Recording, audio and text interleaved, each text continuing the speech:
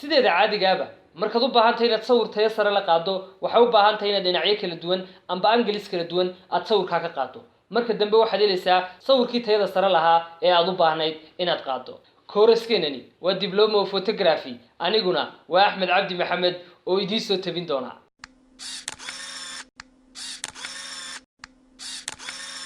السلام عليكم ورحمة الله وبركاته xirfada loo yaqaano sawir qaadista afka qalaadna lagu dhaahdo digital photography amba photography waxa weeyaan xirfada sawirka lagu qaado taasoo noocyo kala duwan mar waxa weeyaan inaad sawirkii aad qaado oo aad kamaradi adigoo ku shaqeynaya aad sawirkii qaado marna waa sawirkii aad qaaday laftigiisa hagaajintiisa iyo wax ka bedelistiisa sidaa daraadeed xirfada waxa loo yaqaanaa photography amba sawir qaaday marka sawirka marna waa la hagaajinaya marna waa la qaadaya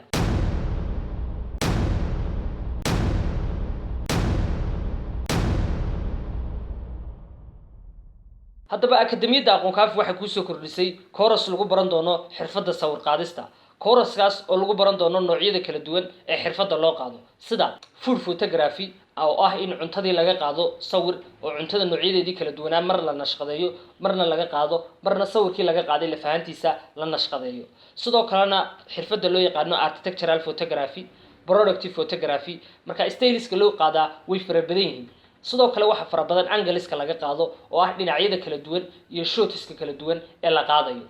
sidoo kale waxa u baahan marka doonayso inaad xirfadan barato kamarada settingiskeeda amba kamaradan sawirada ku qaadaysa waxyaabaha ay ka kooban tahay haday tahay SLR iyo haday tahay DSLR haday mirror leedahay oo kamaradii muraayadaha lahaatay iyo hadayna ahayn kuwii muraayadaha lahaaba iyo wax badan oo kale oo ku saabsan kamarada settingiskeeda iyo sidoo hagaajin lahayd walibana uu kugu saxmi lahaa sawirkan oo qaadayso midabkiisa iyo wax badan oo kale oo la xiriira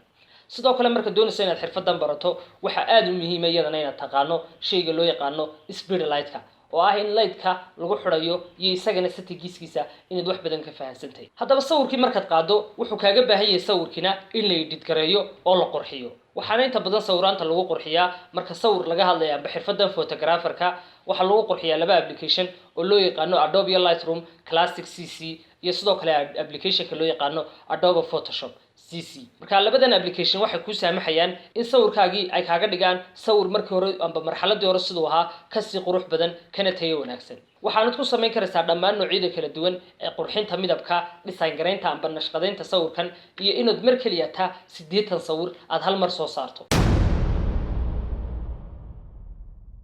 isku soo wada duuduubo course-kani waxa uu noqon doonaa course aynu ku baran doono xirfada sawir qaadista amba photographer-ka loo yaqaano haddaba maxaad sugaysaa maantaba ku soo biir korna u qaad xirfada iyo aqoonta aad u leedahay sawir qaadista sidoo kalena si fudud ugu shaqo tag xirfadan sawir qaadista amba photographer-ka course-kani inta uu socdo waxa idin soo tabin doona amba idinku tababari doona aniga oo Axmed Cabdi Maxamed hadduu Allah awood leh inoo ogolaado